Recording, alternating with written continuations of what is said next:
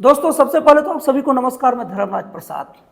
आज मैं बात करूंगा एक ऐसी राजनीतिक कुर्बानी की ना जो सचमुच दी ही नहीं गई। ये बात उस समय की है जब 2004 में कांग्रेस की पार्टी की सरकार लोकसभा चुनाव में बहुमत ला ली और उसके जस्ट पहले भाजपा की सरकार थी जो अटल बिहारी वाजपेयी के प्रधानमंत्री काल की सरकार थी और वो चुनाव हार गई।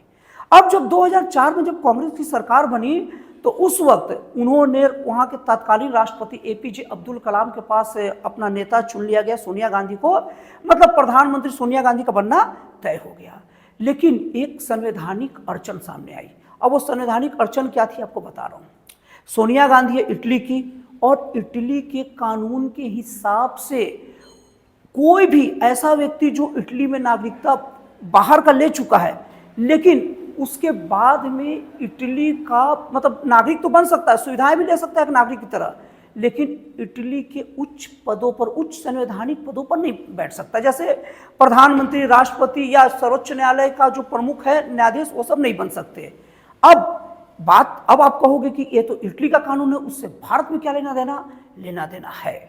अब भारत की जो नागरिकता कानून है ना, उसमें एक प्रावधान है कि कोई भी ऐसा व्यक्ति जो किसी देश की पहले से नागरिक है और भारत की नागरिकता ले लिया है, अब भारत की नागरिकता लेने के बाद उस नागरिक को वही सुविधा दी जाएगी ना जो भारत की नागरिकों को उसके देश की सरकार सुविधा देती है।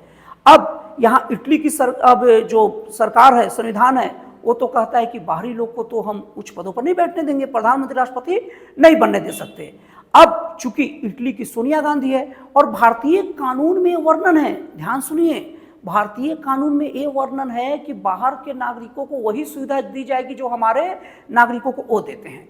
तो जब इटली का जो सरकार है हमारे नागरिकों को ऊंचे पद पर नहीं बैठने देगी तो भारत सरकार और भारतीय संविधान में कैसे प्रावधानों को बैठ सकती थी?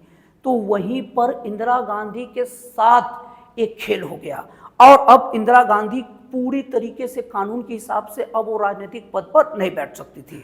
और ये बात सामने लाए सुब्रमण्यम स्वामी, जो उन्होंने इटली के ये मतलब संविधान का स्टडी किया और भारतीय संविधान के भी इस धारा का स्टडी किया। अब ये बात उस वक्त तत्कालीन राष्ट्रपति एपीजे अब्दुल कलाम को बताई। अब एपीजे अब्दुल कलाम पूरी तरीके से कानून के एक्सपर्ट को बुलाए, संविधान के एक्सपर्ट को बुलाए, महान्यायवादी मतलब अटॉर्नी जनरल और सॉलिसिटर जनरल, सभी कानून के प्रमुख एक्सपर्ट से इसका राय लिया और सब ने एक मत में राय दिया कि नहीं, सोनिया गांधी भारत की प्रधानमंत्री नहीं बन सकती है, एक गैर संवैधानिक होगा।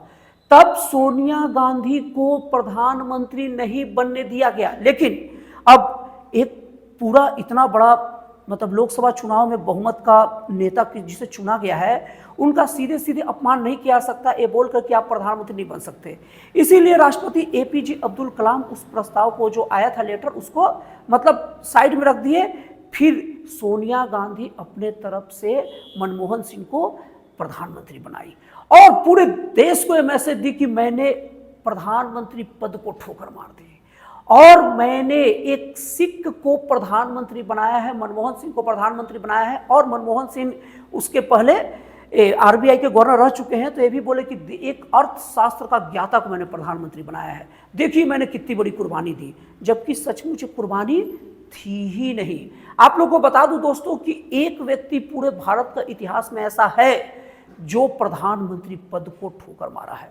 दोस्तों, मैं बात कर रहा हूं हमारे देश के भूतपूर्व राष्ट्रपति डॉक्टर शंकर दयाल शर्मा को।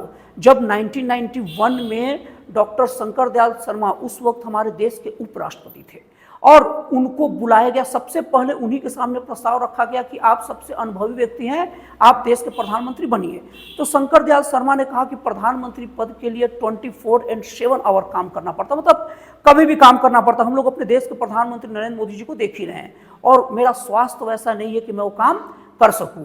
तो उन्होंने ये बात को ठुकरा दिया।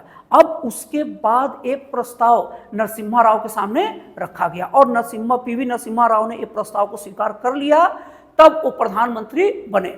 और उसके बाद एक साल बाद, अगले साल ही फिर से राष्ट्रपति चुनाव हुआ और डॉक्टर शंकर दयाल शर्मा को राष्ट्रपति पद का उम्मीदवार बनाया गया और उन्होंने राष्ट्रपति पद संभाल लिया और 1992 से लेकर 1997 तक हमारे देश के राष्ट्रपति डॉक्टर शंकर दयाल शर्मा रहे। तो दोस्तों आपकी ये कुर्बानी वाली बात, आपको ये राजनीतिक कुर्बानी की इस टाइप का प्रचार वाली बात पता थी कि नहीं थी, मुझे प्लीज कमेंट करके बताइएगा। तो दोस्तों आपको वीडियो कैसा लगा, अच्छा लगा, खराब लगा, आप वो भी कमेंट करके बता दीजिएगा। और दोस्तों ये बात मैं लोगों को नहीं बोलता जनरली कि मेरे वीडियो को लाइक करो, शेयर करो, सब्सक्राइब करो, लेकिन अभी बोल रहा हूँ प्लीज़ थोड़ा लाइक कर दो, थोड़ा शेयर कर दो और कमेंट कर दो, थोड़ा अच्छा खराब जो भी लगा चलेगा। तो दोस्तों फिर मिलता है अगले वीडियो में एक नए, एक जन कल्याणकारी और एक राष्ट्रवाद से प्रेरित नए विचारों के साथ।